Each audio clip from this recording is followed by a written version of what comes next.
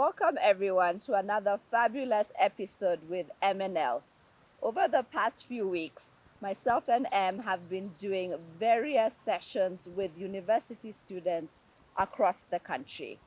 And one thing that keeps coming up over and over again is, how do I write a CV when I have no work experience? Well, here we are.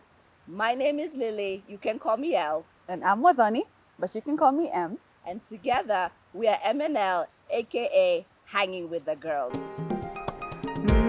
Mshauri careers, hanging with MNL.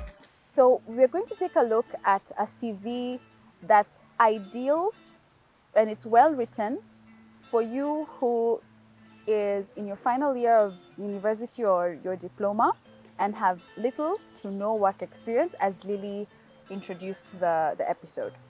So let's get into the structure and the sections. The first thing that should be in your CV, like in all other CVs, is your name, your main phone number, and an alternative phone number, and an email address. Now, particularly the email address should be professional. Nothing pet name like Brian Handsome Boy at gmail.com. I would say like maybe first name, last name at Gmail. And if you find that that's been taken, you can put first name, last name, and number, maybe 003. 003, maybe, well, sure. But let the number mean something. Yeah, like your birth date. Yes. Yes, it can be, not to age ourselves, maybe 2005. What? All right, let's talk about the second one. Yes, career summary. And this is where I find a lot of people struggling. And the reason they struggle is because they say, it's because I don't have a career. So how can I have a career summary? Yeah. So back to this formula that we have created, where past, present, future. And even if you've had no career before, you all have a past, a present, and a future. Correct. So just put in something along the lines like, my name is so and so, I'm in my final year, graduating with an XYZ. This is what I enjoyed taking when I was in college. I have done a few internships here and there. And then future, this is where it's key. What do you want to do? I after aspire to graduation? be, yes, after graduating, or my career goal is to be XYZ. yes, a fashion designer or a finance expert. Yeah, and that concludes. So the second section is education. And this, as you can see there, has your degree or diploma. And you should then put what you've concentrated in. So if it's a degree in fashion design or a degree in agronomy, and what your concentration is, whether it's in animal nutrition or if it's fashion design and it's a general degree, you can, say so. And put the honors you are expecting if you haven't graduated yet. Or if you have, then put what you got. So if it's second upper, second lower, or if it's a GPA that university gives you, indicate that.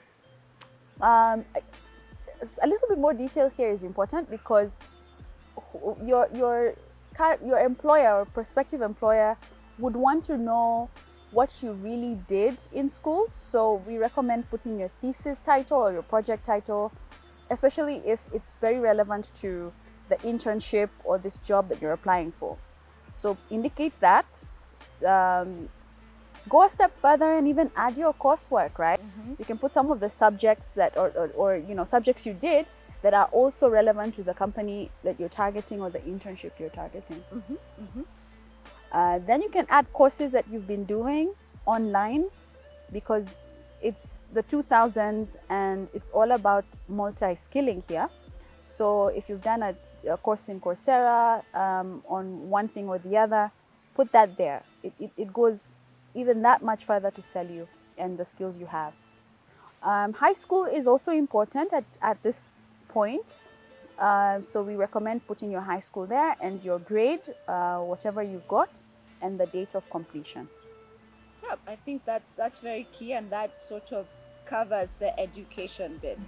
Now, let's jump into leadership experience, because this is something I wish that somebody had told me back when I was in university that we don't get told at all, is volunteer to be in clubs, whether it's a debate club, the drama club, and take leadership positions in these societies. Yep. So you're actually able to list this as an experience on your CV, because it does show your ability to network, it does show your ability to work with different stakeholders, it does show a lot of the skills that you will be needing to get into an entry level position. Correct. But you cannot have this experience if you don't take up these opportunities. Yeah, and as you can see there, the association is what has been indicated, the role you held. It goes that much further to sell you if it was an elected post, because in the past I've invited such candidates for interview because I'm intrigued that they took a risk, they campaigned, they networked on campus, and these are really great transferable skills into the workplace. Yeah. And then put down more of what you did and the achievements in your role. There, this person coordinated a technology conference. They've put an attendance level there. You know, it talks about results. Exactly. And speaks to you. If an assistant role has to do a lot of coordination, and you can easily sell yourself and say, when I had this role, this is something that I was doing on a daily basis. Great. After that is the section on your volunteering experience, and we're calling this your public service experience. As Lily has said, as a student, go a step further to volunteer to help out in your community, because this is a great skill in the world of work. And as a student, you have the advantage because you have the time. So whatever it is that you volunteered to do, put it in your resume, put it in this section. Jane Doe here, very smart girl, volunteered in the university library where she took stock of books. She even implemented something and achieved some saving. She even volunteered in a hospital and committed some hours of her time to greet patients.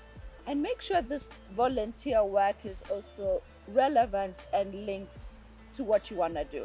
For example, Jane Doe here can move on to be a nurse. And how? Because they volunteered in a hospital. Exactly. And often we forget that the transferability of what you're doing goes beyond technical skill, but it also speaks to values.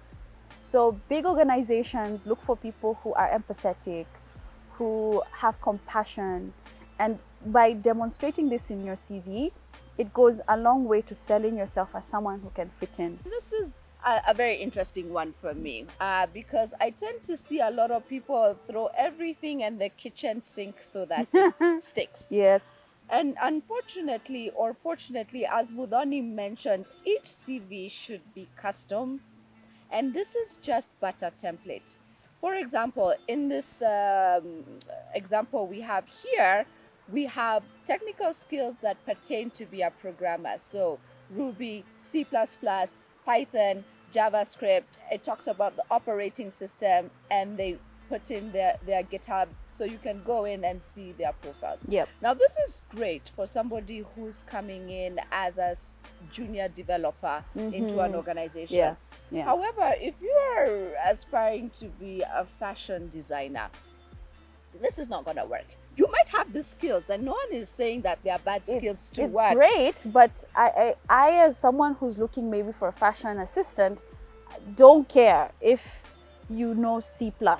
Yes, it's not relevant. No. So you tailor make your technical skills to the role that you're applying for, and not just throw everything in the kitchen sink. Yeah. And what I really like about this person is that they've put a profile, and what the profile does is actually solidify that you have the skills. Many a times you have people who, especially when they have nothing to put on their CV, might overstate their capability. But if you have a portfolio, you can say, hi, I'm really good in photography, Yep. etc., etc. Here are some of my And photos. this is the evidence. The next section is your research experience. And we are fond of this section because it's a great skill to have in the world of work today. And often the students that we talk to, and more so during these talks that we've been having in universities, students don't seem to realize just how valuable the research experience you've gained as you're doing your research project is. So Jane here has indicated her own thesis, and she's mirroring what's in the education section, but she's talking about the data she collected, the quantity, how she facilitated focus groups, she analyzed data using all these systems like R and PSSS and all these things. It's really good that she's talked about this.